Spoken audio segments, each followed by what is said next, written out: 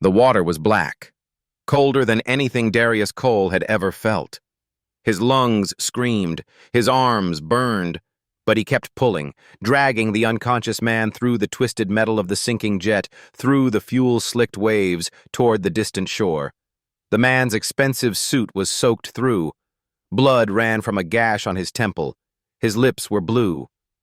Darius didn't know his name, didn't know he was a CEO, didn't know he was a billionaire. He just knew someone was drowning. When they finally hit the muddy bank, Darius collapsed onto his knees and started CPR. His hands shook violently. Water poured from the man's mouth. The man's eyes flickered open. He stared at Darius, really stared, like he was memorizing his face. Then the paramedics arrived and everything went white with sirens and shouting. What Darius didn't know, what he couldn't possibly know, was that the man he'd just saved had been searching for someone exactly like him for 15 years. And in 72 hours, that man would offer him something no one saw coming, something that would leave everyone speechless. 3 days earlier, Darius didn't know anything about private jets or billionaires. He knew about insulin rationing, about holes in shoes, about choosing between groceries and electricity. He knew about surviving. The alarm went off at 4:45 a.m. Darius didn't snooze. He couldn't afford to. He rolled out of the pull-out couch in the studio apartment's main room, careful not to wake Maya. His 14-year-old sister was curled up on the other end, her math textbook still open on her chest. She'd fallen asleep, studying again. Darius gently closed the book and tucked a blanket around her shoulders. In the tiny kitchen area, he made oatmeal on the one working burner. The apartment in Gary, Indiana wasn't much. Peeling wallpaper, a bathroom door that didn't close all the way, windows that rattled when trucks passed. But it was spotlessly clean. That was Grandma Lorraine's rule, and Darius kept it. He portioned out his grandmother's morning medications with the precision of a pharmacist. 7 pills, 2 with food, 5 after. He'd memorized the routine years ago. Then he checked the insulin supply in the mini-fridge. 4 doses left. Payday was Friday. 3 days away. He'd have to stretch it. Maya's school shoes sat by the door. The soles had holes. She'd colored over them with black marker, trying to hide it. Darius felt something twist in his chest. When she wasn't looking last night, he'd slipped his last $20 into her backpack. For lunch money. She'd argue if she knew, so he didn't tell her. His phone buzzed. A reminder he'd set 2 years ago and never deleted. Purdue orientation today. Darius stared at it, then deleted it. Again. The acceptance letter was still in his drawer. Full-ride academic scholarship to Purdue's engineering program. He'd deferred twice already. They'd told him it was his last chance. Accept this year or lose it. But how could he leave? Their mother died giving birth to Maya.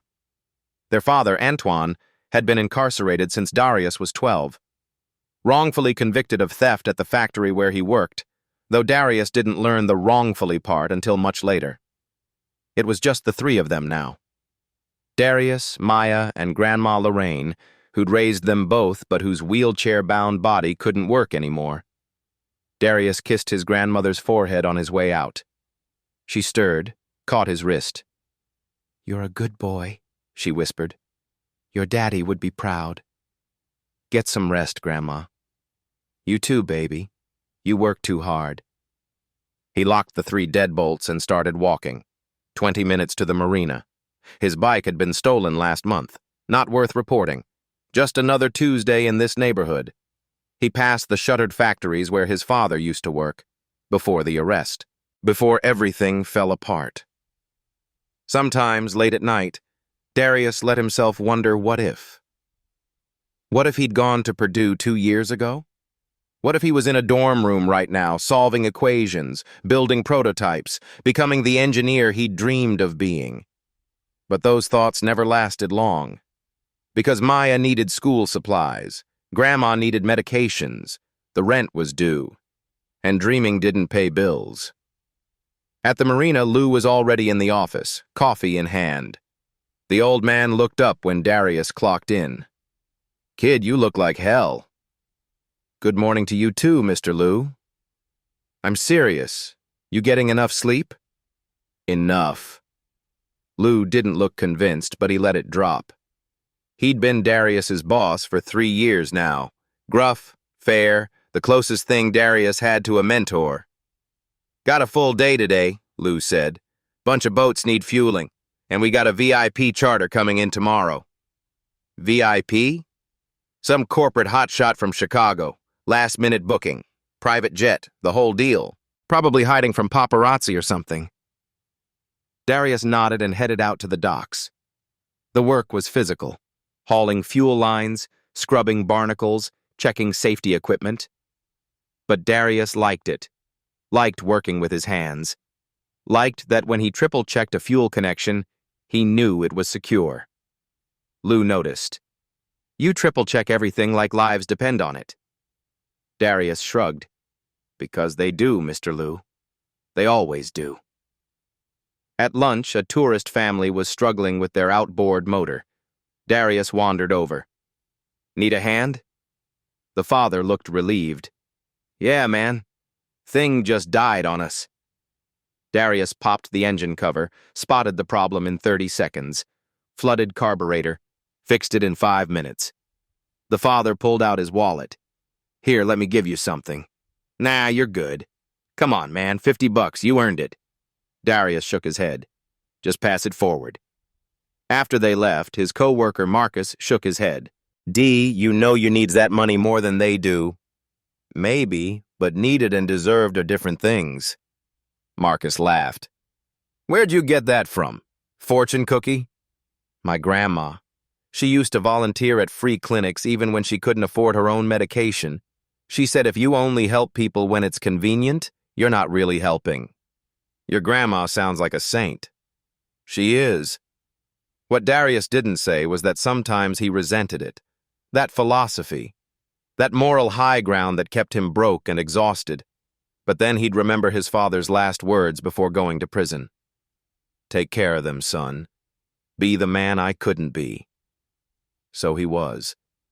Even if it was killing him. Even if he'd never get to Purdue. Even if his own dreams had to die so Maya could have hers. That's just how it was. That evening, Lou called him into the office before clocking out. "Listen, kid. That Chicago VIP I mentioned? His plane's coming in tomorrow afternoon. Big storm's supposed to roll in, though. Might get bumpy." "Want me here for it?" "Yeah, just in case." Darius nodded. "I'll be here." He didn't know it yet, but that decision would change absolutely everything. Showing up for a shift he didn't have to take, for a stranger he'd never met. It would save 2 lives, reunite a family torn apart by injustice, and create a bond that would rewrite the future for everyone involved. But right now he was just a tired 19-year-old trying to make it to Friday. The storm warnings came early. By 2 p.m. the next day, dark clouds were rolling in fast over Lake Michigan, the kind that made even experienced sailors nervous. The marina radio crackled with small craft warnings, wind gusts hitting 40 miles per hour, visibility dropping. The Coast Guard was telling everyone to get off the water. Lou stood at the window, watching the sky turn dark. This is gonna be bad. Most of the boats were already secured. Darius had spent the morning double-checking lines, making sure nothing would break loose. "Kid, why don't you head home early?" Lou said. Darius shook his head. "You said there's still that charter coming in." Lou frowned, checked his watch. "Supposed to land at 3, but in this weather..." He grabbed the radio, switched frequencies. Static, then a voice. "Marina, this is Lakefront Air Control. Citation jet inbound ETA 15 minutes. Pilot's been notified of conditions." Lou keyed the mic. "Copy. Conditions deteriorating fast. Recommend delay." "Understood. Pilot wants to attempt landing." Lou hung up, muttered something. "Rich people think money buys good weather." The wind picked up. Darius could taste rain. At 3:15 p.m., he heard it. The high whine of jet engines fighting crosswinds. He looked up. A small private jet was approaching, getting thrown around like a toy. Lou ran out with binoculars. Jesus, he's not going to make it. Tower audio crackled. Citation November 7-2 Delta, recommend wave off. Winds gusting 45 knots. The pilot's voice tense. Tower, unable to gain altitude. We're committed. The jet dropped toward the runway. Too fast, too steep. Wheels touched hard, bounced, touched again. Then the worst sound Darius had ever heard. A sickening engine sputter. The jet tried to climb, banking hard to avoid trees. But without full power, it wasn't climbing. It clipped the treetops. Metal shrieking, branches exploding, then dropped into the lake 400 yards offshore. No fireball, just a heavy, terrible splash. Then it started sinking. Lou was already on the phone. Plane down in the lake, 400 yards north of the marina. Dispatcher? Coast Guard en route, ETA 15 minutes. Darius was already running. Kid, wait for the pros, Lou yelled. But Darius knew the math. Water temp 52 degrees. Hypothermia set in fast. Unconsciousness in 10 minutes. 15 minutes was too long. He stripped his jacket, kicked off boots, grabbed an emergency vest and rope, then dove in. The cold hit like a punch. Every muscle seized, lungs refused to work. Then training kicked in. He'd swum these waters since he was 6. Breathe. Stroke. Breathe. Stroke. The wreckage was sinking fast, nose already underwater, tail pointing up. Through the cracked window, 2 figures. Pilot slumped over controls. Passenger struggling in back. The passenger saw Darius. Started pounding glass. A middle-aged man in an expensive suit. Blood on his temple. Eyes wide. He mouthed something. Can't get the belt. Water pouring into the cabin. Darius reached the fuselage, grabbed the pontoon, his hands already numb. He tried the emergency exit, opened inward. Water pressure jammed it shut. Swam to the pilot door. Above waterline. Barely. Pulled. Nothing. Pulled harder. The door gave with a groan. Water rushed in faster. The plane lurched, sinking deeper. Darius crawled inside. Water to his waist now. The passenger was fading, concussed, hands fumbling uselessly at the seatbelt. Darius pulled his rescue knife. Always carried one. Marina protocol. Cut through the belt in 2 hard motions. The passenger slumped. Darius caught him. Behind them, the pilot wasn't moving, one at a time. Come back for him. He dragged the passenger toward the door. The plane groaned, tilting steeper. Seconds left. Darius pulled the man through and back into freezing water just as the tail rose vertical. The jet slipped beneath the surface with a hiss of bubbles. 1 man saved, 1 still inside. Darius took 3 deep breaths. Grandma's technique for panic attacks. Dove back down. Inside, the cabin was almost flooded. The pilot submerged to his neck, trapped by crushed controls. Darius tried to pull him, wouldn't budge. The man's leg was pinned under the collapsed panel. Darius dove under, tried to lift the metal. Impossibly heavy. Lungs screamed, surfaced, gasped, dove again. 3rd attempt. Used a piece of broken seat as a lever. Braced his feet. Pulled with everything. Every box lifted, every engine hauled, the metal shifted. An inch. Enough. Dragged the pilot free. Not breathing. The plane lurched.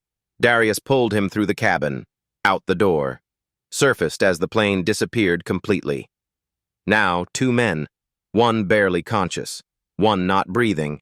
Shore 400 yards away. He looped the pilot through one side of the vest, the businessman through the other. Started a desperate side stroke. Every muscle burning. Cold seeping into his core. Halfway there, vision started tunneling. Thought of Maya, Grandma's voice. Finish what you start, baby. Coast Guard boat appeared, still 200 yards out. Didn't wait. Kept swimming. Finally. Feet touched mud, dragged both men ashore. Collapsed. Lou was there, EMTs rushing down. Darius started CPR on the pilot. Sloppy, exhausted. But he remembered the training. Compressions. 1, 2, 3. Arms shaking violently. Lou tried to pull him off. Son, let them. Not done. 18th compression. The pilot coughed, water spewing. EMTs took over. Darius rolled onto his back, chest heaving, staring at gray sky. The businessman was awake now, being loaded onto a stretcher, but he was looking back at Darius.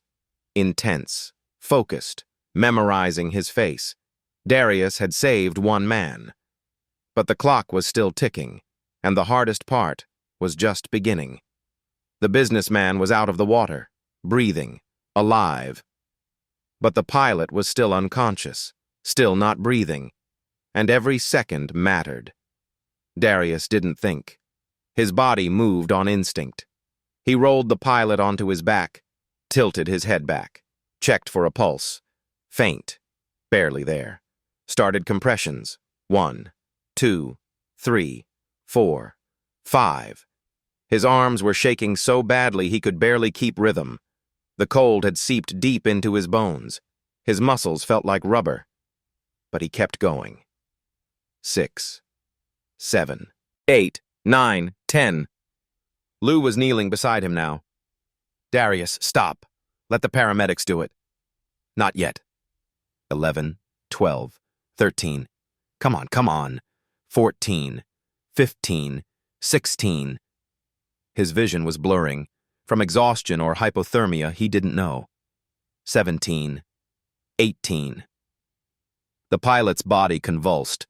Water erupted from his mouth, a horrible choking sound, then coughing, gasping, breathing. The EMTs rushed in, took over. Oxygen mask, stretcher. Rapid-fire medical jargon Darius didn't understand.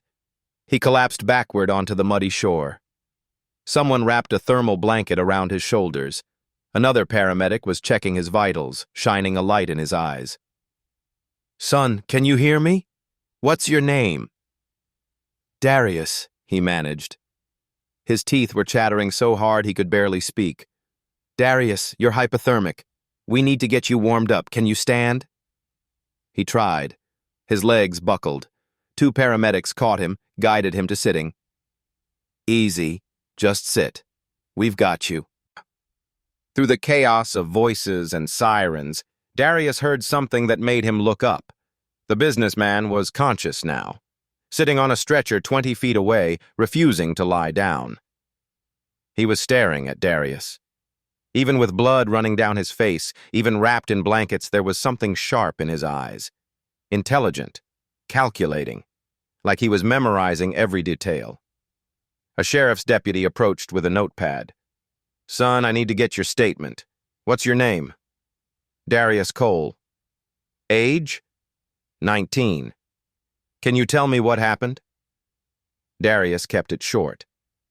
Saw the plane go down, swam out, got them both out. The deputy stared at him. You swam out in 50-degree water, pulled 2 grown men out of a sinking aircraft, by yourself. Yes, sir. Son, that wasn't luck. That was heroism. Darius didn't respond. He was watching the ambulances, watching the EMTs load the pilot and the businessman. Were they going to be okay? Really okay? Lou came over, gripped his shoulder hard. Kid, you just saved 2 lives. You know that, right? Hope so. Hope. Darius, I watched you do CPR for damn near a minute straight while you were half frozen. That man was dead. You brought him back. Darius just nodded. He felt numb. Not from the cold. From something else. The businessman was being loaded into the ambulance now, but he stopped the EMTs, said something to them. One of the paramedics jogged over to Darius. Hey, the passenger wants to know your name. Darius Cole. The paramedic nodded, jogged back. The businessman looked at Darius one more time, mouthed something. Thank you. Then the ambulance doors closed. They were gone. Lou sat down beside Darius. Come on, kid. Let's get you to the hospital. Get you checked out. I'm fine. You're not fine. You're half frozen, and you just pulled off a rescue that would have killed most people. You're going to the hospital. Darius didn't have the energy to argue. At the ER, they treated him for mild hypothermia. Warm blankets, warm IV fluids, monitoring. He texted Maya, "I'm okay, at the hospital. Nothing serious, don't worry, Grandma." She called immediately. "Dee, what happened?" "I'm fine, just helping someone, I'll explain later. The news is saying someone saved people from a plane crash. Was that you?" Darius closed his eyes. Of course, the news had picked it up already. "Yeah, that was me." Maya's voice cracked. "Are you insane? You could have died." "But I didn't." Silence, then quieter. "I'm glad you're okay." "Me too, sis." An hour later, Maya and Grandma Lorraine arrived. Maya practically tackled him with a hug. "Don't ever do that again." "Can't promise that." Grandma wheeled up to his bedside. Her eyes were wet. "Boy, don't you ever scare me like that again." "Sorry, Grandma, but I couldn't just watch them drown." She reached up, cupped his face. "I know, baby. I know. You got your daddy's courage and my stubbornness." A hospital administrator approached, middle-aged woman with a clipboard. "Mr. Cole, I'm Sarah Carter, hospital admin. The 2 men you rescued are both stable. The pilot is in ICU but expected to make a full recovery. The passenger, Mr. Harrison, is being treated for a concussion and minor lacerations. He insisted I find you. He wants to thank you personally." "Mr. Harrison?" "Ryan Harrison. Would you like to see him?" Darius shook his head. "Just wanted to know they're okay." "Are you sure?" He was very insistent. "I'm sure. I need to get my family home." Sarah nodded but pulled out a business card. "He asked me to give you this. Said to call any time." Darius took the card. Heavy cardstock. Embossed lettering. Ryan Harrison, CEO, Harrison Tech Industries. Below it, a Chicago address. A private cell number. An email. Darius stared at it. The name meant nothing to him. He'd been too busy surviving to follow tech news. He pocketed it politely. "Thank you." After she left, Maya grabbed the card out of his pocket. Her eyes went wide. "DD, is this the Ryan Harrison? Like the billionaire?" "What are you talking about?" Maya pulled out her phone. Cracked screen, hand-me-down Android. Started typing. Pulled up a Forbes article. Shoved it in his face. "Harrison Tech Industries unveils $500 STEM Scholarship Fund. CEO seeks everyday heroes to invest in." There was a photo. A light-skinned black man in his late 40s. Sharp suit, confident smile. The same man Darius had just pulled out of a sinking jet. Darius stared. "You saved a billionaire," Maya whispered. "I saved a person," Darius corrected. "Didn't know who he was." "Dee, do you know what this means? He could help us. He could—" "Maya, stop." "But I didn't do it for a reward." Grandma put a hand on Maya's shoulder. "Leave it, baby. Your brother did what was right. That's all that matters." But Maya was still staring at the business card. And Darius knew even then that this wasn't over. People like Ryan Harrison didn't forget things like this. The doctors cleared him 2 hours later. Mild hypothermia, no permanent damage, rest and warmth. Lou drove them home in his truck. When they pulled up, there was a news van parked on the street. "Oh, hell no," Lou muttered. "You want me to tell them to leave?" "Please." Lou got out, had sharp words with the reporter. They packed up and left. Inside, Darius collapsed onto the pull-out couch. Maya brought him tea. Grandma covered him with every blanket they owned. "Get some sleep, baby," Grandma said. But Darius couldn't sleep. He kept seeing it. The sinking plane, the pilot's face, the cold water rising, the way Ryan Harrison had looked at him, like he was memorizing him, like this was just the beginning of something. Darius pulled out the business card again, stared at it in the dim light. Ryan Harrison, CEO, billionaire. He thought about throwing it away, but something stopped him. Maybe curiosity. Maybe something else. He tucked it into his wallet instead, and tried not to think about what came next. Darius thought that was the end of the story. He was wrong. The next morning, someone knocked on the apartment door at 8 a.m. A courier stood there in a crisp uniform, holding a large envelope. Darius Cole? Yeah. Sign here, please. Darius signed. The courier handed him the envelope and left. It was heavy, expensive paper, the kind rich people used. Maya appeared behind him. What is it?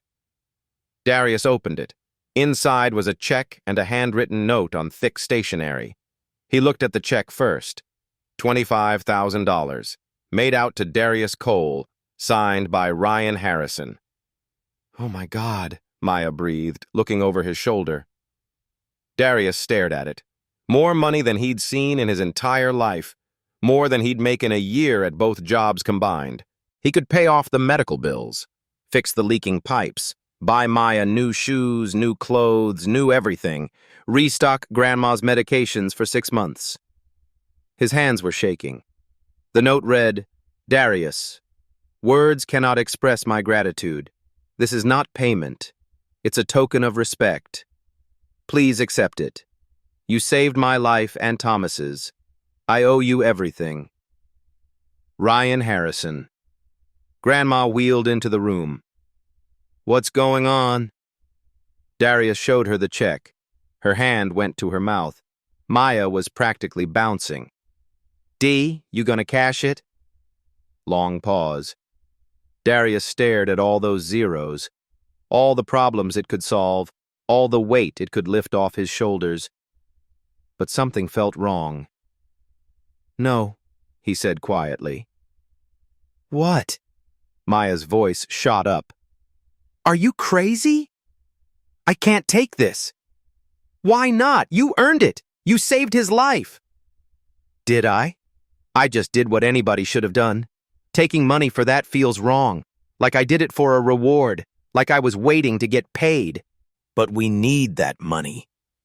I know. His voice was soft. Believe me, I know. Grandma was quiet, just watching him. But if I take it, Darius continued, then I'm not who I thought I was. I'm not the person Dad told me to be. I'm not the person you raised, Grandma. Maya looked like she wanted to argue more, but Grandma put a hand on her arm. Let him be, baby. Darius sat down at the tiny kitchen table, found a pen and paper, wrote a note. Mr. Harrison, I appreciate the gesture, but I can't accept this. I didn't pull you out of that lake for a reward. I did it because it was the right thing to do. I hope you and Thomas recover fully. Darius Cole. He put the check and the note back in the envelope, added the business card Ryan had given him, with his phone number written on the back, just in case Ryan wanted to reach him for some reason, though Darius doubted he would. He called a courier service, paid $12 he couldn't really afford to send it back. After the courier picked it up, Maya just stared at him. I can't believe you just did that. I had to. We need new shoes, Dee. Grandma needs medicine. You need to eat something other than oatmeal. I know all that, but Maya, if I take money for saving someone's life, what does that make me? Some kind of mercenary? Someone who only helps people if there's a paycheck? It makes you smart. It makes me something I don't want to be. Grandma wheeled closer, put her hand on his. Baby, why didn't you take it? Tell me the real reason. Darius was quiet for a long moment. Because Dad told me something before he went away. He said, son, the world's gonna try to make you hard. Gonna try to make you think everything's a transaction. Don't let it. Stay soft where it counts. His voice cracked a little. If I take that money, I prove the world right. I prove that everything has a price. Even doing the right thing. Grandma's eyes were wet now. You're just like your father. Is that good? It's everything, baby. It's everything. Maya sighed, but she hugged him. You're an idiot. But you're my idiot. 3 hours later, Darius's phone rang. Unknown Chicago number. He almost didn't answer, but something made him pick up. Hello? A warm, raspy voice, still recovering from the accident. Darius? It's Ryan Harrison. Darius sat up straight. Mr. Harrison, how are you feeling? I'm alive, thanks to you. I just got your package. The check, the note. I'm sorry, but I meant what I said. I can't... I know. The courier told me you refused. He also said you looked like you hadn't eaten in a week. Darius didn't know what to say to that. Ryan's voice was gentle. Darius, I respect what you did. Returning the money. It tells me everything I need to know about you. But I want you to know something. What's that? This won't be the last time you hear from me. I never forget a debt. And I have a feeling you and I are going to know each other for a long time. Before Darius could respond, Ryan added one more thing. Also, there's something about your father you need to know, but not over the phone. I'll call you soon. Then he hung up. Darius stared at his phone. Something about his father? What could a billionaire tech CEO possibly know about Antoine Cole? He had no idea. But something told him his life had just changed in ways he couldn't begin to understand. Darius tried to move on, but Ryan Harrison wasn't a man who forgot debts. Over the next 48 hours, odd things started happening. Wednesday morning, Lou called Darius into the marina office, looking confused. Kid, weirdest thing. Payroll said there was an accounting error with your paychecks. You've been underpaid for 6 months. Lou handed him an envelope. Here's the back pay, $3,200. Darius stared. Lou, we both know that's not real. Lou shrugged. Boss's orders from corporate. I'm not arguing with corporations. Don't look a gift horse in the mouth, kid. Darius pocketed the check, stomach twisting. He knew exactly where this came from. That afternoon, Maya came home glowing. Dee, someone paid off my student lunch debt, the whole year, and left an anonymous donation for the after-school program, $5,000. Darius closed his eyes. Maya, isn't that amazing? Yeah, amazing. Thursday morning, a pharmacy van pulled up. The driver knocked. Delivery for Lorraine Cole?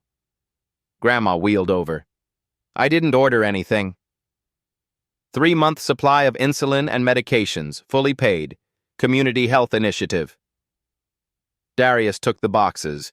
The invoice showed zero balance, sponsored by an organization he'd never heard of. He Googled it. Largest donor? Harrison Tech Industries. After the driver left, Darius sat down, head in his hands. He's doing it anyway. Who, baby? Grandma asked. Ryan Harrison. I refused his money, so he's finding ways around it. Is that so bad? I don't know. Part of me is grateful, but part of me feels manipulated. That afternoon, Darius called Ryan's number, got an executive assistant. Mr. Harrison is in recovery, but he's been asking about you. He'll call soon. Darius left a message. Mr. Harrison, I appreciate what you're trying to do, but... He stopped. Didn't know how to finish. Hung up. Meanwhile, the news picked up the story. Local hero saves tech CEO. Darius declined interviews, but it spread anyway. Regional news, viral TikTok, national morning show segment. One segment mentioned something interesting. Ryan Harrison has a reputation for never forgetting those who help him. Sources say he once spent years tracking down a good Samaritan. Darius watched that clip 3 times. Years tracking someone down? Friday night, 9 p.m. His phone rang. Unknown Chicago number. Darius answered immediately. Hello? Ryan's voice was stronger now. Darius, it's Ryan Harrison. We need to talk. There's something about your father you need to know. Darius's heart pounded. What about my father? Not over the phone. Can we video call? I want you to see my face when I tell you this. 10 minutes later, Darius stared at his phone screen. Ryan sat in a hospital room, bandage on his temple, eyes sharp. And Darius realized something he hadn't noticed during the rescue. Ryan Harrison was black, light-skinned but unmistakably black. Darius, Ryan said, voice thick with emotion. I need to ask you something. How old are you? 19. Why? And your father? What's his name? Ice in Darius's stomach. Antoine Cole. He's been incarcerated since I was 12. Why are you asking me this? Ryan closed his eyes, took a shaky breath, opened them. Because 15 years ago, your father saved my life. What Ryan Harrison revealed next would shatter everything Darius thought he knew and give him something he'd lost years ago. Darius stared at the screen. What did you just say? Ryan's voice was steady, but his eyes were wet. 15 years ago, I was nobody. I was a 32-year-old black programmer from the south side of Chicago, working 2 jobs, sleeping in my car between shifts, trying to get my startup off the ground. Darius couldn't speak. Ryan continued. One night I was working late at a warehouse in Gary, Indiana. Same warehouse you work at now, actually, the overnight shift. I was in the parking lot around 2 a.m. heading to my car when 3 guys jumped me. He paused, collecting himself. They wanted my laptop, my phone. I fought back. Stupid move. One of them had a knife. Darius's hands were shaking. I was on the ground, bleeding, and they were kicking me.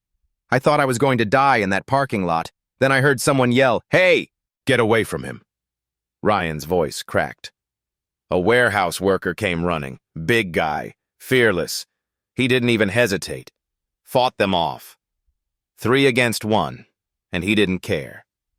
Stayed with me until the ambulance came. Refused any reward. All he said was, "Just pass it forward, young brother." Darius felt like the floor had dropped out from under him. That man's name was Antoine Cole. Your father saved my life 15 years ago. That's impossible, Darius whispered. Dad never mentioned you. Never said anything about saving anyone. I don't think he remembered me. It was just another Tuesday night for him. But for me? Ryan shook his head. That laptop they wanted? It had the only copy of my company's prototype code. No backup, no cloud storage. I was too broke for servers. If I'd lost it, Harrison Tech would never have existed. Ryan leaned closer to the camera. 2 weeks later, I landed my first investor meeting with that code. Eventually sold the company for $200 million. Built it back up to a $4 billion valuation. Every step of my success traces back to that parking lot in Gary, Indiana. Darius was crying now, didn't bother hiding it. I tried to find him, Darius. I hired investigators, searched for years. Antoine Cole, common name. By the time I tracked him down, he was already incarcerated. I sent money for his legal defense, but he refused it. Pride, I guess. Just like his son. Darius wiped his eyes. He never told us. 7 years in prison, and he never said anything about you. That's the thing about real heroes, Darius. They don't keep score. Ryan's voice grew more intense. When I was in that sinking plane, half-conscious, I saw your face, and something about it felt familiar. Then I heard your last name, Cole. I thought, no way. The universe isn't that poetic. But I had my team pull your background. Your father, Antoine Cole, arrested 7 years ago. Same Gary address where I was saved. Ryan pulled out a folder, held it up to the camera. After I confirmed it was your father, I couldn't let it go. I hired investigators to look into his case. Darius tensed. Why would you do that? Because your father saved me when I had nothing. I owed him. And what I found, Ryan's jaw tightened. Darius, your father was wrongfully convicted. The room seemed to tilt. What? Ryan opened the folder, started pulling out documents. Antoine discovered his factory supervisor was embezzling, stealing from worker pension funds. Your father was going to report it. The supervisor found out, planted evidence in your father's locker, bribed witnesses to say they saw him stealing tools and materials. Darius couldn't breathe. Your father never stood a chance. Overworked public defender, no money for a proper investigation. The case was rushed through in 6 months. How do you know this? Darius's voice was barely a whisper. I found the original investigator. He's retired now, living in Florida. Guilty conscience. He admitted they rushed the case, that evidence didn't add up, but the prosecutor wanted a conviction. I found one of the witnesses who recanted, said the supervisor paid him $5,000 to lie. Ryan held up printed emails.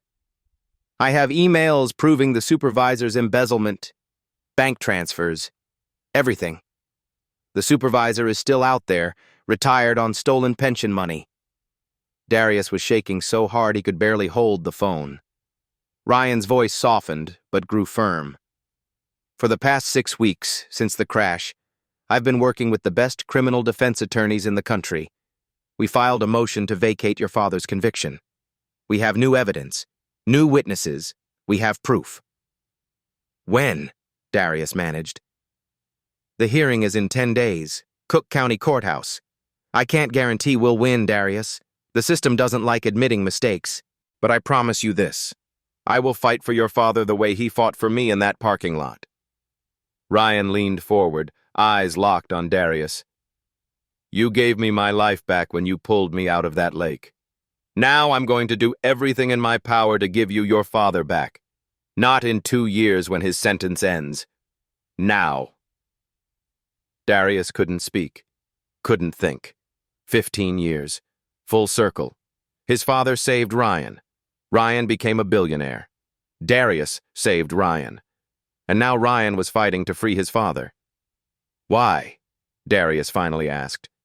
Why would you do all this? Ryan's voice was thick with emotion.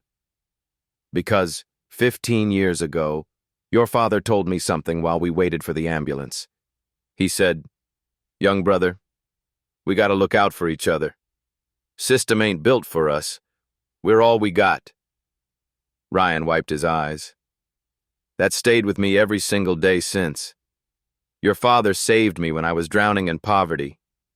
You saved me when I was drowning in that lake. Now it's my turn. This is what pass it forward means. Darius was sobbing openly now. I don't know what to say. Don't say anything yet. Just know this. 10 days from now, we're going to walk into that courthouse, and we're going to bring your father home. The screen went dark as Ryan ended the call. Darius sat there in the tiny apartment, phone in his shaking hands, and let himself hope for the first time in 7 years. His father might come home. Not might. Would.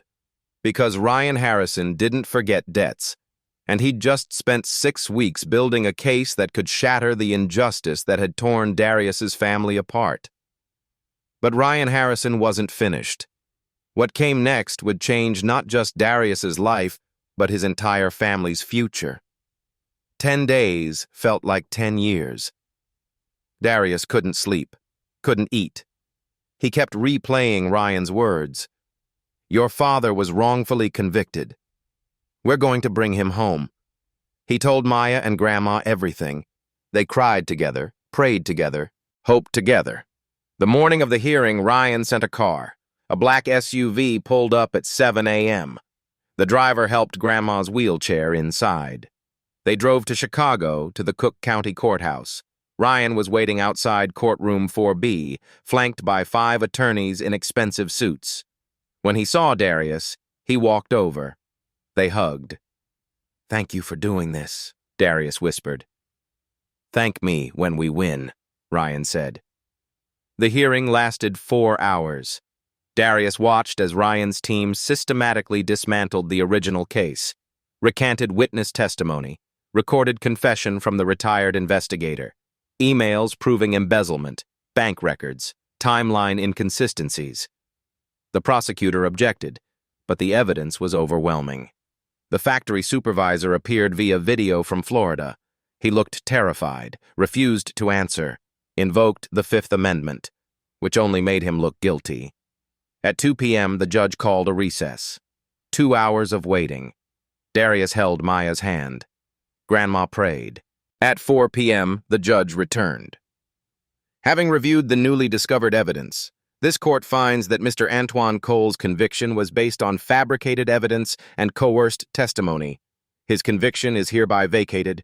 Mr. Cole is to be released immediately and compensated for wrongful imprisonment. The gavel came down. The courtroom erupted. Maya screamed. Grandma sobbed. Darius collapsed in his seat, unable to process it. Ryan stood in the back, tears streaming down his face. 6 hours later, Darius stood outside the prison gates. Maya beside him, Grandma in her wheelchair, Ryan at a respectful distance. The gates opened. Antoine Cole walked out. 7 years older, grayer, thinner, but alive, free. Darius ran. They collided in an embrace, both breaking down. Antoine kept saying it. "I didn't do it, son. I swear I didn't." "I know, Dad. I always knew." Maya crashed into them. Then Grandma. A family shattered for 7 years, finally whole. Antoine looked over Darius's shoulder, saw Ryan. His eyes widened. You're that kid, from the parking lot." Ryan nodded, walking over. "Yeah, that's me. You found me. You saved me, Antoine. You gave me everything." They embraced. 2 black men, 2 generations, 2 rescues, 1 circle closed. That evening, Ryan hosted a private dinner at a Chicago restaurant. Closed to the public. Just family. Antoine, Darius, Maya, Grandma, Ryan, Thomas the pilot, Lou from the marina. Over dinner, stories were shared. Antoine learned how his kindness created a billionaire. Ryan heard about 7 years of maintained innocence. Thomas told Antoine, "Your son saved my life. He's a hero." Antoine looked at Darius with pride. He always has been. After dessert, Ryan asked to speak with Darius and Antoine privately. They moved to a quiet room. Ryan pulled out documents. "Darius, everything I mentioned on the phone stands. Full ride scholarship to Purdue. Tuition, housing, books, stipend. 4 years guaranteed." Antoine started to object. "Mr. Harrison, that's too much." "It's Ryan, and it's not enough." He turned to Antoine. "I have a position for you, too. Community Outreach Director for my Second Chance initiative, helping formerly incarcerated people get tech training and jobs. 6-figure salary, full benefits. You know that system better than anyone." Antoine was speechless. "There's also a trust fund for Lorraine's medical care, $250,000, and full education funding for Maya. Private school if you choose, plus college." Ryan looked at both of them. "But there's one more thing. The most important." He pulled out legal documents. "Darius, Antoine, I want to ask something I've never asked anyone. Darius, I would like to formally adopt you." Stunned silence. Ryan rushed to explain. "Not to replace your father. Antoine will always be your father. But to become family in a different way. To add to your family, not replace it." He looked at them both. "I have a biological son, Michael. He's a good man, but we're distant. He grew up with privilege. We never connected the way I hoped. When I almost died in that lake, I realized legacy isn't about blood. It's about values." Ryan's voice cracked. "You, Darius, embody everything I believe in. Courage, selflessness, integrity. The same things your father showed me 15 years ago. I don't want to be just your benefactor. I want to be your family. He turned to Antoine. Antoine, I'm not trying to replace you or take your son. I'm asking to share in raising him. To be the mentor you couldn't be because an unjust system stole 7 years from you. Antoine looked at Darius. Son, this is your decision. Darius looked between them. The father who raised him. The man who wanted to join their family. I don't know what to say. Ryan's voice was gentle. Say you'll think about it. This isn't a transaction, it's family. Legal adoption means you'd carry both names. Darius Cole Harrison. 2 fathers, 1 family. Darius's voice shook. You'd really do that? Even though I'm 19? Even though you have your own son? Darius, you saved my life. Your father saved my life. You've both shown me what real character looks like. I've built a billion-dollar company but failed at building the family I wanted. This is my chance to get it right, to honor what your father started. Long pause. Darius looked at Antoine. Dad? Antoine's eyes were wet. Baby boy, I've been gone 7 years. This man is offering everything I couldn't give. If you want this, I'm okay with it. You'll always be my son. Darius turned back to Ryan, tears flowing. Okay. Yes. Yes. Ryan broke down, pulled Darius into an embrace. Antoine joined, the 3 men holding each other. Ryan whispered, Thank you. Thank you both. And in that moment, a new family was born. Not from blood, but from kindness passed forward across 15 years. What happened next wasn't just a personal transformation. It became a movement that changed thousands of lives. 3 months later, Darius stood in a Cook County courtroom for the 2nd time. But this time was different. This time was joy. The room was packed. Antoine in a new suit beside Darius. Grandma Lorraine in the front row. Maya holding her hand. Ryan on Darius's other side. Thomas, the pilot. Lou from the marina. Even Michael Harrison, Ryan's biological son, had flown in. The judge looked down at the paperwork. Mr. Antoine Cole, do you consent to this adoption? Antoine's voice was strong. I do. Ryan Harrison is a good man. My son deserves 2 fathers. The judge turned to Darius. Darius Cole, do you consent to being adopted by Ryan Harrison? Darius, holding both fathers' hands, nodded. Yes, Your Honor. The judge smiled. Then by the power vested in me, I declare this adoption legal and binding. Darius, your legal name is now Darius Cole Harrison. The gavel came down. The room erupted in applause. Media waited outside. The story went global. Tech billionaire adopts teen who saved his life. Teen's father had saved him 15 years earlier. CNN, BBC, the story of kindness passing forward across generations. Darius started at Purdue that January. His roommate was another Everyday Heroes Fund recipient, a kid from Appalachia who'd saved a family from a house fire. First week, Darius was overwhelmed, but he fought through. His professors noticed. You ask the best questions. You think like someone who solved real problems. Weekends, he drove home to Gary, helped with groceries, played games with Maya. True to his word, he never abandoned his family. Spring break, he reported to Harrison Tech for his first apprenticeship. Worked with senior engineers on the autonomous rescue drone prototype. His input changed everything. In real rescues, you don't have time for 12 steps. Make it 2. Deploy and go. The engineers listened, redesigned the entire interface. By summer, the media storm had grown. Ryan and Darius did joint interviews. Their dynamic was genuine, warm, father and son. Ryan announced the expansion of the Everyday Heroes Fund. $500 million, 1,000 scholarships over 10 years. Applications flooded in, stories of ordinary people doing extraordinary things. Darius became the face of the campaign, though uncomfortable with attention. Ryan coached him. Your story gives people hope.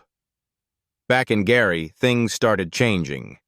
Luz Marina got funding for a youth water safety program, teaching kids rescue swimming and CPR. Darius volunteered every summer. Maya's school received a $2 million grant from Harrison Tech for STEM labs, computers, robotics, coding classes. Maya became coding club president, started dreaming of Purdue. Grandma Lorraine, with healthcare stabilized, returned to volunteering. At a community center Ryan funded, she ran a kindness mentorship program, teaching kids her philosophy.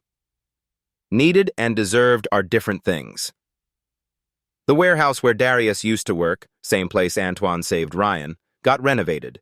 Harrison Tech created a job training program for people re-entering society. Antoine ran it. The Second Chance Initiative.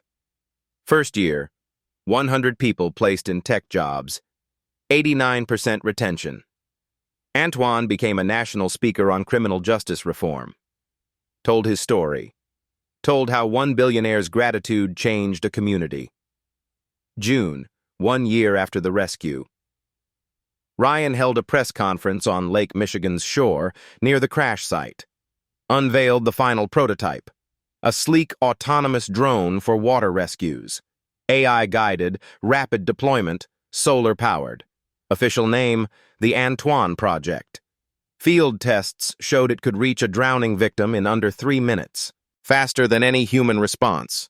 Coast Guard partnered with Harrison Tech, deployed 50 units across the Great Lakes. First successful rescue happened in August. A child pulled from a riptide by an Antoine drone. The child's mother, in tears, "Who do I thank for this?" Darius, watching from his dorm, whispered, "You just did." By sophomore year, Darius had designed 3 additional systems: night vision, ice water protocols, multi-victim triage. He was published in a maritime safety journal at age 20. Michael Harrison, Ryan's biological son, had been skeptical at first, felt replaced, but over months, he and Darius grew close. Michael told Ryan, "Dad, I get it now. Darius isn't replacing me. He's completing our family." Ryan cried when he heard that. Sunday dinners became tradition, sometimes in Chicago, sometimes in Gary, sometimes at Grandma's. Thomas the pilot always came. Lou drove up. Maya brought friends. It wasn't just a family anymore. It was a community, built on one act of courage in freezing water, built on one act of kindness in a parking lot 15 years before, built on the simple idea that when you save someone, you don't just change their life. You change everyone they touch. The story could end there, but the best stories never really end. They echo. 2 years after the rescue, Darius Cole Harrison was a junior at Purdue, top of his class. Published researcher, already fielding job offers, but he was staying with Harrison Tech, building the Antoine Project 2.0 for his senior thesis. Maya was a high school sophomore, early admission offers from MIT and Stanford sitting on the table. She couldn't decide. Antoine was thriving. His Second Chance Initiative had placed 347 people in jobs. He'd become a national voice on criminal justice reform. Grandma Lorraine was healthy, active, beloved in the community, still volunteering, still teaching kindness. Ryan and Darius had Sunday dinners every week, sometimes with Michael, always with Antoine. The family had grown in ways nobody predicted. Thomas the pilot was now Ryan's VP of operations and Darius's godfather. Thanksgiving Day, 2 years and 1 month after the crash. Ryan's Chicago penthouse was packed. A massive table. Ryan at one end, Antoine at the other. Between them, Darius, Maya, Grandma, Michael and his fiancée, Thomas, Lou, and half a dozen Second Chance graduates. Food everywhere. Laughter is constant. Ryan stood to toast. 15 years ago, a stranger saved my life in a parking lot. 3 years ago, his son saved my life from a sinking plane. Today, we're not strangers. We're family. Antoine stood. To second chances, for all of us. Darius. To the people who see us when we're invisible. Maya. To dads. I've got the best 2 plus 1. Grandma Lorraine. To kindness. It always comes back around. They drank. Ate. Celebrated. The next morning, Lakefront Marina. The anniversary tradition. Teaching kids water safety. Darius, Antoine, and Ryan stood at the water's edge. A group of children gathered around, mostly from low-income neighborhoods. A young black boy, maybe 10, stood apart, afraid of the water. Darius walked over, knelt beside him. I was scared too. But someone taught me. Courage isn't not being afraid. Courage is doing it anyway. The boy looked up. Why do you do this for free? Darius smiled, looked back at Antoine and Ryan watching, turned to the boy. Just pass it forward, little man. Someday you'll understand. The boy nodded, took Darius's hand. Together they walked toward the water. Behind them, Antoine and Ryan stood side by side, watching the next generation learn. That kindness isn't a transaction. It's a legacy. The lake was calm, sun glinting on the surface where a plane had once sunk, where 2 lives had been saved, where a circle 15 years in the making had closed, and where a new circle was just beginning. Darius didn't save Ryan Harrison because he knew who he was. He did it because it was right, and that one decision didn't just change his life. It reunited him with his father, created a new family, and sparked a movement that's changed thousands of lives through the Everyday Heroes Fund and the Antoine Project.